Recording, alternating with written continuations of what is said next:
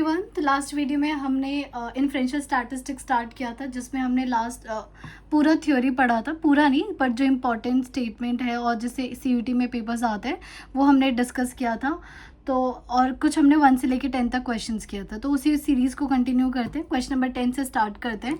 यहाँ पे गिवन है since alpha is probability of type 1 error. तो अच्छा चलो, मैं यहाँ पे आपको 2 टाइप के जो एरर्स हैं वो समझा देती हूँ, टाइप 1 एंड टाइप 2। तो देखो, टाइप 1 एरर में क्या होगा, टाइप 1 एरर, इसमें हम क्या करते हैं, रिजेक्ट करते हैं, rejecting H naught, null hypothesis. Null hypothesis को हम किससे डिनोट करते हैं, एच नॉट से, sorry, when it is true. अगर मान लो मैंने कोई हाइपोथेसिस टेस्ट किया और उसमें मैंने क्या कर दिया, एच नॉट को रिजेक्ट कर दिया, लेकिन ये सही था, तो ये जो एरर क्रिएट हुआ है that is called the type 1 error. Type 2 error क्या हो जाएगा, इसका उल्टा हो जाएगा। टाइप 2 एरर का उल्टा क्या हो जाएगा, रिजेक्ट था, अब क्या हो जाएगा, एक्सेप्टिंग एच नॉट व्हेन, कब एक्सेप्ट कर रहे हैं, जब वो फॉल्स है, व्हेन इट इज फॉल्स। तो ये क्या हो जाएगा, हमारा टाइप 2 एरर हो जाएगा। अब क्वेश्चन में क्या गिवन है हमें कि alpha is the probability of type 1 error, तो 1 माइनस अल्फा। तो प्रोबेबिलिटी में मुझे एक बात बताओ, क्या अगर कोई अल्फा है तो उसका 1 माइनस अल्फा का मतलब क्या हो जाएगा, ऑपोजिट हो जाएगा, राइट। तो यहाँ पे अगर मैं रिजेक्ट कर रही हूँ H not when it is true, तो ये गलत हो रहा है कहीं ना कहीं। इसकी अगर सीधी स्टेटमेंट निकालना चाहूँ तो क्या हो जाएगा कि 1 माइनस मतलब ऑपोजिट स्टेटमेंट, याद रखना कॉम्प्लीमेंट होता है। तो 1 माइनस अल्फा का मतलब है हमें इस स्टेटमेंट का टाइप 1 का उल्टा स्टेटमेंट बनाना है, ठीक है, कॉन्ट्रा वाला स्टेटमेंट बनाना है। सो ये क्या हो जाएगा, पहले हम क्या कर रहे थे, रिजेक्ट कर रहे थे, अब क्या हम करेंगे, रिजेक्ट नहीं करेंगे when it is true. So not rejecting, एक यहाँ पर है, एक यहाँ पर है, व्हेन इट इज ट्रू। कौन सा, H not, when H not is true, और यहाँ पे एच आ रहा है, तो ये वाला गलत हो गया, कौन सा सही हो गया, ये। So probability of not rejecting H not when it is true, ठीक है, क्योंकि हाँ इन्होंने 1 माइनस अल्फा की बात कर रखी थी, इसलिए हमने इस स्टेटमेंट का उल्टा ढूंढा है। Okay, done. नाउ अब इसी क्वेश्चन में अगर मान लो मैं अल्फा 2 का उल्टा पूछूं तो क्या हो जाएगा, ये आप मुझे कमेंट बॉक्स में बताना। नाउ टी टेस्ट के बारे में अब कुछ इन्फॉर्मेशन है, तो मेरे पास जो नोट्स है मैं वहाँ से आपको टी टेस्ट के बारे में कुछ चीज़ें हैं जो इंपॉर्टेंट है बता देती हूँ। ओके, तो टी टेस्ट के बारे में पढ़ते हैं। देखो, सबसे पहले जो टी टेस्ट होता है ना, टी टेस्ट भी जो हमारा नॉर्मल डिस्ट्रीब्यूशन कर्व है जो हमने प्रोबेबिलिटी में किया था, उसी चीज़ को क्या करता है, फॉलो करता है, ठीक है। तो इस केस में हमने पढ़ा था जो स्टैंडर्ड नॉर्मल डिस्ट्रीब्यूशन कर्व है उसका मीन क्या होता था, 0 होता था। इसलिए जो आपको सबसे इंपॉर्टेंट पॉइंट याद रखना है, सबसे पहले 4th पॉइंट याद रखना है, ठीक है। 4th कहता है the mean of T distribution is 0, क्योंकि डायरेक्ट क्वेश्चन आ सकता है, what is the mean of T distribution. Okay, और जो हमारा टी डिस्ट्रीब्यूशन होता है ना, इसमें जो प्रोबेबिलिटी का स्टैंडर्ड डेविएशन होता है वो क्या होता है, अननोन होता है। तो मैं यहाँ लिख देती हूँ क्योंकि मैंने लिखा हुआ नहीं है, अननोन प्रोबेबिलिटी स्टैंडर्ड डेविएशन। हमें प्रोबेबिलिटी का स्टैंडर्ड डेविएशन क्या होता है पता नहीं होता है। ओके, अब देखो, जो टी डिस्ट्रीब्यूशन का जो वेरिएबल है विच इज टी, वो हमेशा कहाँ लाई करेगा, माइनस इन्फिनिटी से इन्फिनिटी, मतलब टी की वैल्यू नेगेटिव भी आ जाती है, पॉजिटिव भी आ जाता है, कुछ भी आ सकता है। और हमने हमेशा जब भी एच नॉट और एच ए को चेक करना होता है तो हम मॉड टी लगा देते हैं, क्यों, क्योंकि हम पॉजिटिव वैल्यू को चेक करते हैं, बिकॉज नेगेटिव का इधर का एरिया और पॉजिटिव के इधर का एरिया, दोनों का एरिया क्या होता है, इक्वल। ही हमने नॉर्मल डिस्ट्रीब्यूशन में सीखा था, ठीक है। Now as the number of degree of freedom increases, the t distribution moves closer and closer to the standard normal distribution curve as shown in figure। देखो, इस चीज़ को ना बहुत ही ध्यान से समझना, ये हमारा सेंट्रल लिमिट थ्योरम भी होता है।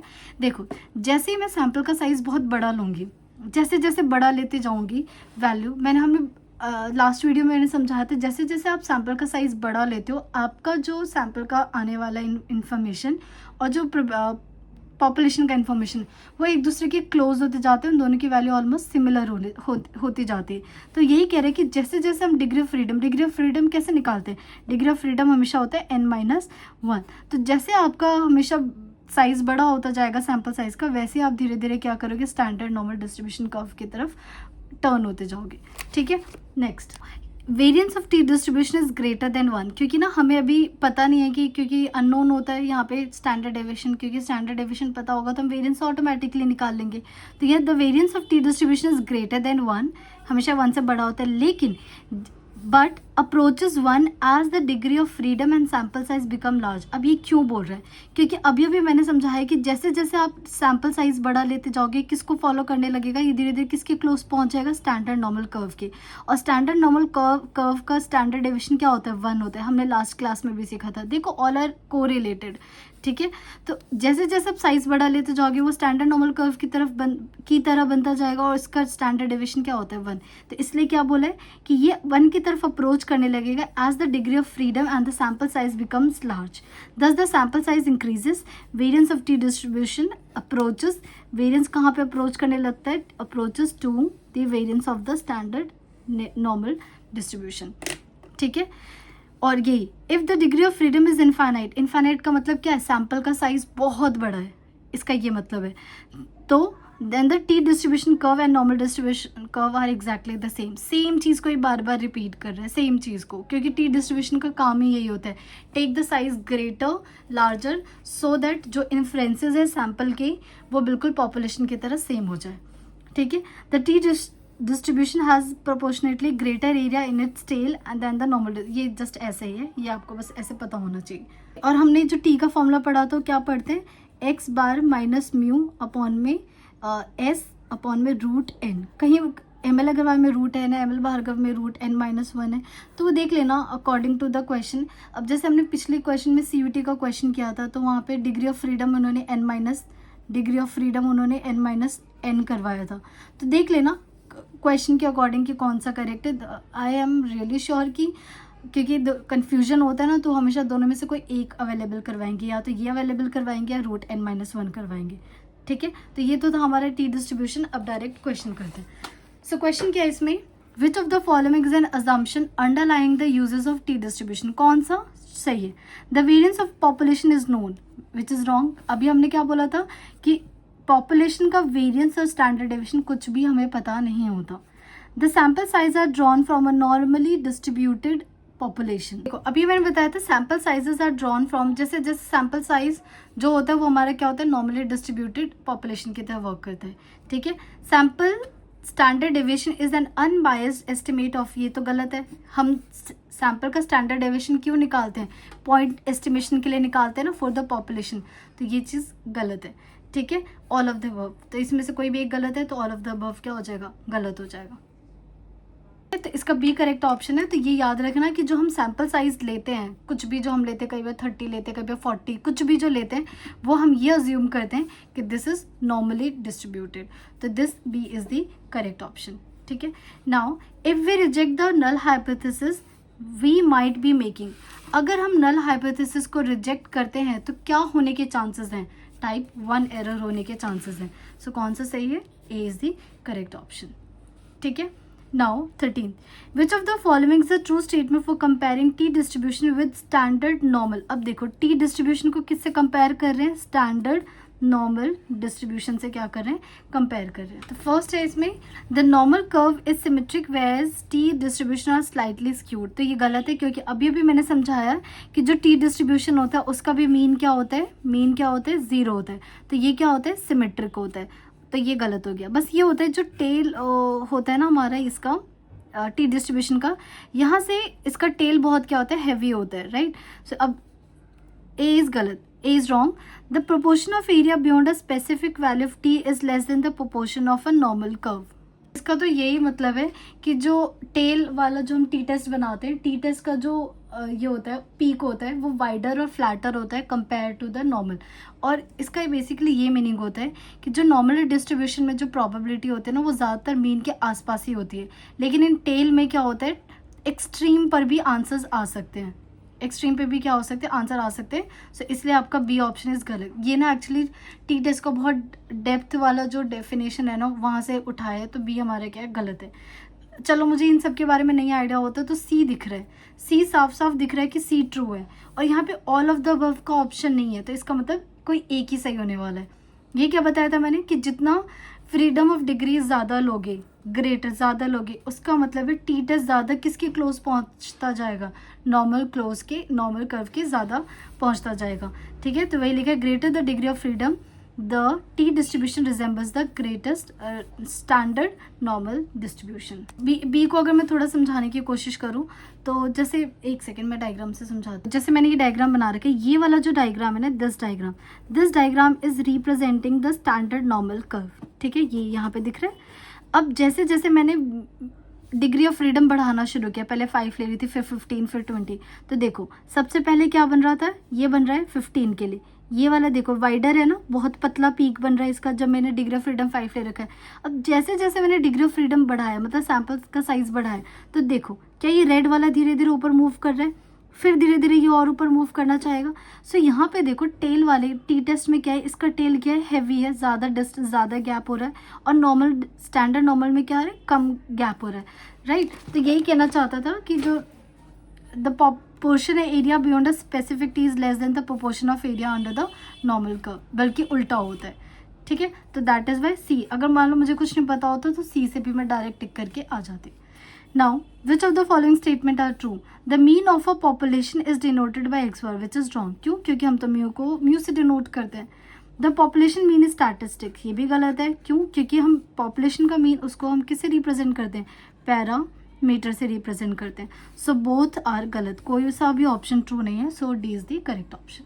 नाउ क्वेश्चन नंबर 15 में हमसे क्या बोला गया है, population consist of 4 observation 1, 3, 5, 7, what is the variance. यहाँ पे ना पॉइंट एस्टिमेट का कोई वर्ड यूज़ नहीं किया है, तो हमें क्या निकालना है, वेरिएंस निकालना है। मीन्स वेरिएंस का जो डायरेक्ट फॉर्मूला हम पढ़कर आते हैं ना, क्या पढ़कर आते हैं, वेरिएंस को हम सिग्मा स्क्वायर, अच्छा एस स्क्वायर से डिनोट करेंगे, क्यों, क्योंकि ये है सैम्पल का निकाल रहे हैं। तो ये यहाँ पे आप फॉर्मूला लिखोगे, समीशन एक्स आई माइनस एक्स बार का होल स्क्वायर अपॉन में एन। अगर यहाँ बोलता है ना स्टैंडर्ड डेविएशन पॉइंट एस्टिमेशन निकालते तो मैं n-1 लगाती, बट यहाँ डायरेक्ट पूछा है। अब सबसे पहले मीन देखो, 3 + 1 4, 4 और 5 9, 9 और 7 16, 16 डिवाइडेड बाई 4 विच इज़ 4, तो x बार तो कितना आ गया, 4 आ गया। अब 4 - 1 3, 3 का स्क्वायर 9, 4 - 3 1, 1 का स्क्वायर 1, 4 - 5 1 का स्क्वायर 1, 4 3 आ जाए, 3 का स्क्वायर 9 अपॉन में 4 है ना, हाँ, 9 + 1 ये कितना हो गया, 20 हो गया, 20/4 which is equal to 5, so C is the correct option, ठीक है। नाउ 16th में है, simple random sample consist of 4 observation, what is the, देखो अब पूछा है पॉइंट एस्टिमेट, स्टैंडर्ड डेविएशन का पूछा है, स्टैंडर्ड डेविएशन का। तो स्टैंडर्ड डेविएशन का पॉइंट एस्टिमेट का फॉर्मूला हमने क्या निकाला था, समीशन एक्स आई माइनस एक्स बार का होल स्क्वायर अपॉन में n-1। तो सबसे पहले हम एक्स बार निकाल लें, एक्स बार होगा सेम चीज़ आएगा, 4 ही आएगा, 1 3 5 7, हाँ 4 आएगा। सो s निकालेंगे तो ये हो जाएगा रूट 4 - 1 का स्क्वायर, तो सेम ही चीज़ आने वाली है, ठीक है। तो ऊपर आ जाएगा 9 + 1 + 1 + 9 अपॉन में n-1 which is equal to 3। So ये आ गया हमारे पास रूट 20 अपॉन में 3। 20 से क्या बाहर आ रहा है, 20 से बाहर आ जाएगा हमारा 2 × 10, 4 5 होता है ना, 4 5, तो 4 का क्या बाहर आ गया, 2 बाहर आ गया, 2 बाहर आ गया, हमारे पास बच गया root 5/3।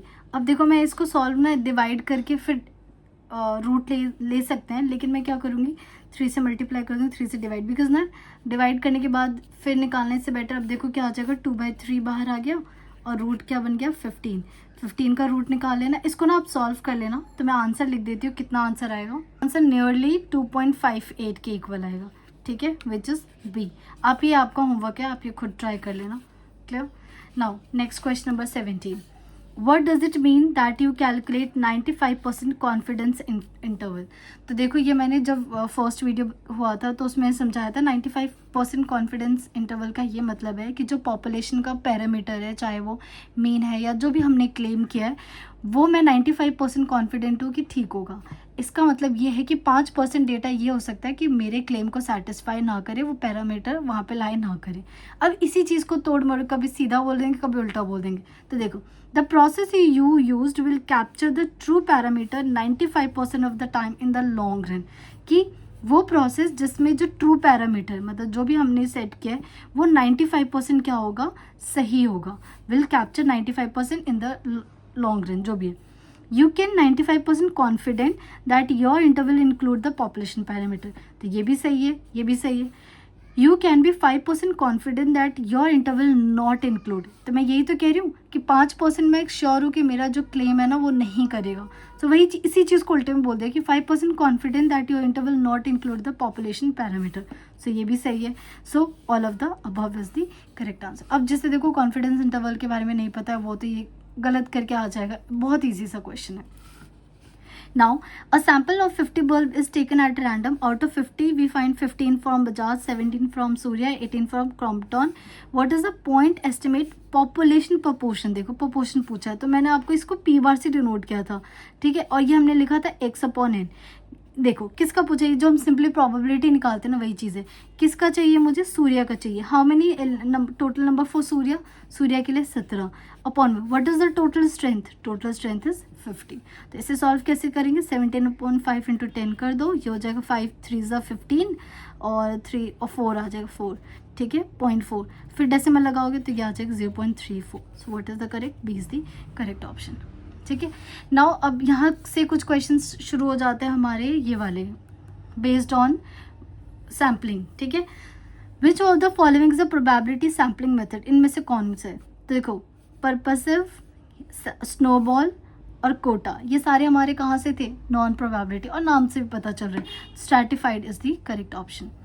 In simple random sampling every unit in the population, तो सिंपल रैंडम सैम्पलिंग में एक कीवर्ड याद रखना है कि every one has equal chance to being selected.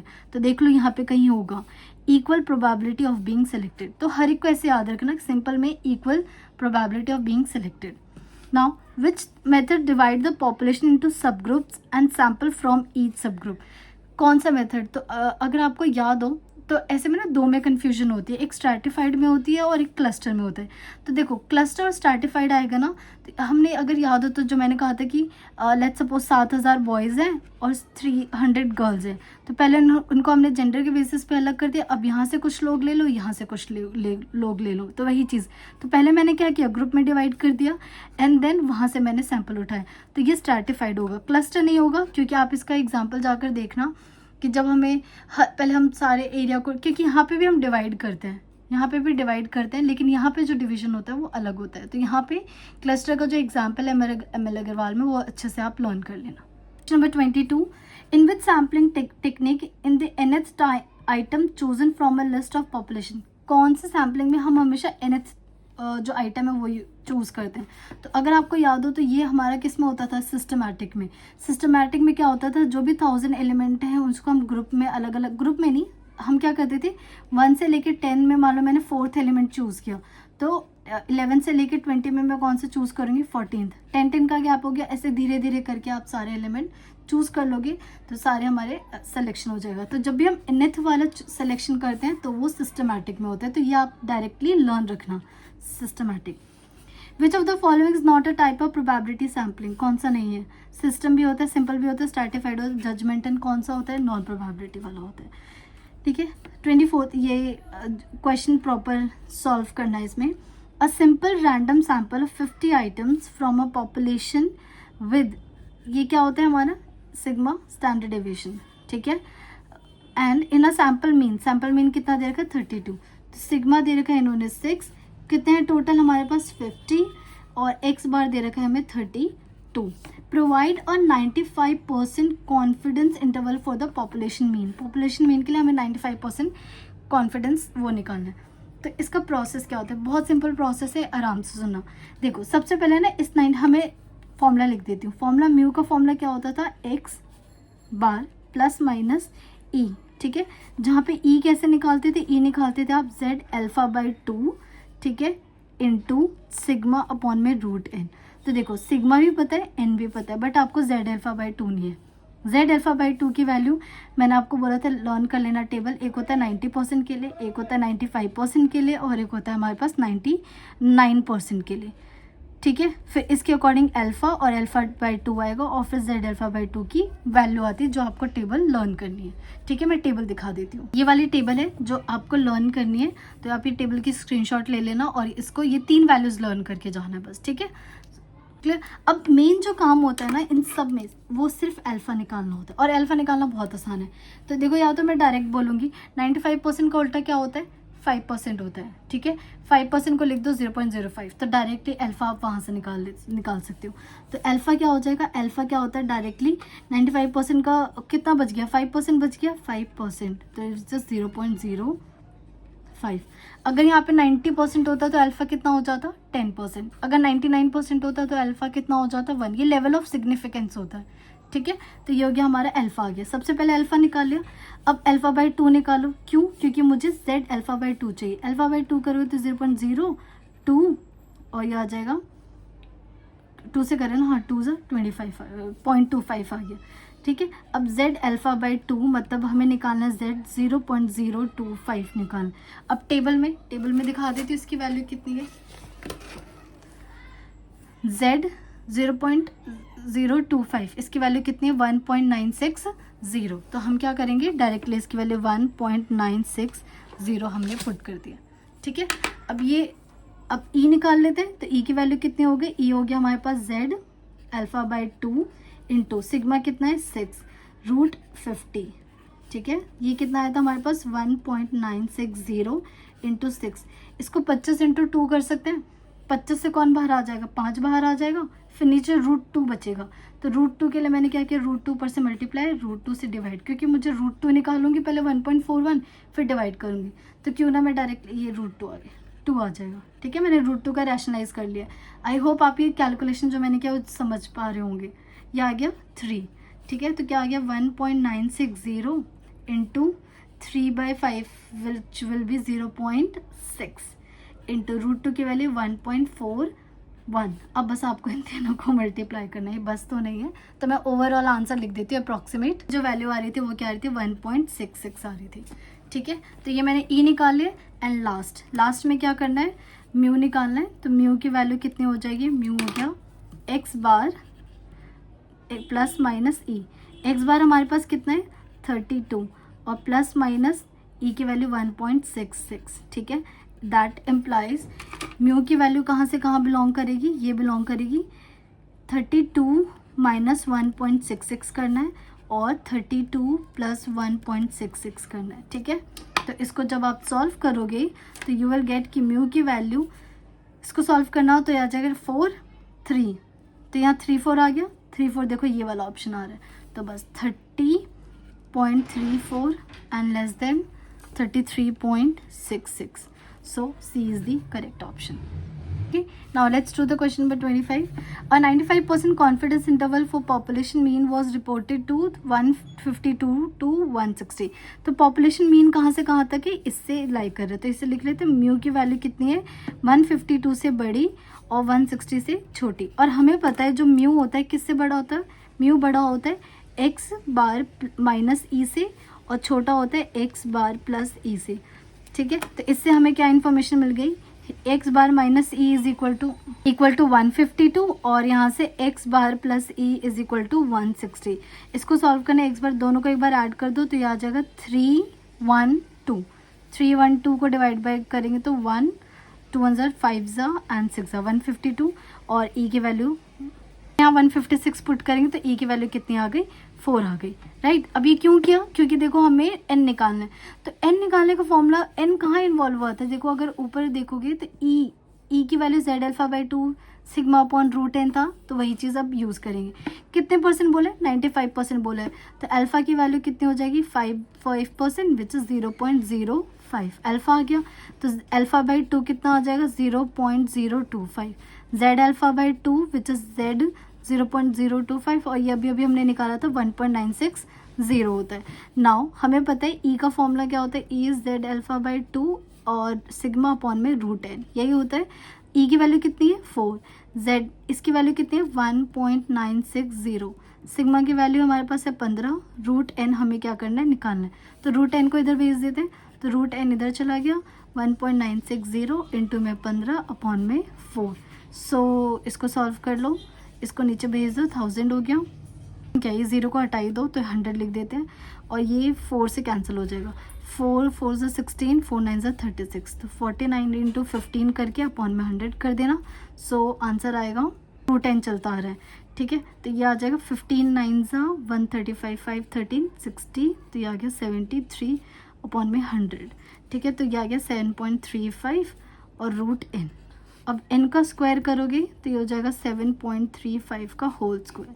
अब इसका ना आंसर कुछ जो मैंने सॉल्व किया था तो आया था 54.022, ठीक है। बट आंसर में कहीं कोई नहीं, सिर्फ 54 है, तो हम नियरली इसका जो अप्रॉक्सीमेटेड वैल्यू है विच इज़ 54। सो कौन सा ऑप्शन करेक्ट हो गया? A is the correct option. Number 6 भी देखो डेफिनेशन पे बेस्ड है। अब इसमें से हमें चेक करना कौन सा ट्रू होगा। तो देखो कैसे इसको अलग मतलब ऑप्शंस के अकॉर्डिंग जाते हैं। ए की वैल्यू या तो 2 आ रही है या फिर 3 आ रही है, तो ए में चेक कर लो कौन सा ऑप्शन होगा। ए की वैल्यू, ए क्या है? Measure of characteristics of sample. Sample का जो मेजर करते हैं कोई भी कैरेक्टरिस्टिक्स, वो उसका नाम क्या होता है? उसका नाम होता है स्टैटिस्टिक्स। तो ए का तो थर्ड आंसर होने वाला है। सो ए का थर्ड, वेरी गुड, यही ऑप्शन है, आगे देखने की जरूरत ही नहीं। बट फिर भी हम तो पढ़ रहे हैं ना। B, an assumption made about a population. Population के लिए जो हम अजम्पशंस बनाते हैं वो क्या होता है? हाइपोथेसिस होता है, ठीक है। See, standard deviation of the sample को हम स्टैंडर्ड एरर के नाम से जानते हैं। And measure of population characteristics को हम क्या? पैरामीटर के नाम से जानते हैं। तो second is the correct option. Now ये फॉर्मूला क्या है हमारा? 2 सैंपल टेस्ट है। तो इसमें आपसे पूछा है μ1 μ2 इनकी क्या क्या मतलब मीनिंग क्या है। तो यहाँ कह रहे हैं μ1 μ2 are the sample mean and population mean, which is wrong, क्योंकि μ1 और μ2 क्या होता है? सैंपल मीन होता है अलग अलग सैंपल का। ये एक सैंपल का होगा, फर्स्ट सैंपल का होगा, और ये क्या होगा? सेकेंड सैंपल का होगा। तो ये ए तो गलत हो गया। N1 and N2 are the sample size of 2 sample from same population. Same population से लेते हैं, yes, B is the correct. S1 and S2 are the sample mean, other sample mean, ठीक है, फ्रॉम 2 सेम पॉपुलेशन, तो C B correct है। S1 S2 are the standard error of 2 samples from same, okay sorry गलती हो गई ना, सी is wrong, इन्होंने मैंने ध्यान नहीं दिया, this is mean written, this is wrong. S1 S2 are the standard error, yes, standard error को हम क्या बोलते हैं? Sample standard deviation of sample बोलते हैं। तो D is the correct. E बोल रहे N1 तो सैंपल का साइज है, N2 पॉपुलेशन का साइज है, गलत, क्योंकि N1 N2 तो सैंपल का साइज होता है। सो कौन सा सही हुआ है? बी और डी। तो यहाँ पे चेक कर लेते हैं, बी और D, first option is correct.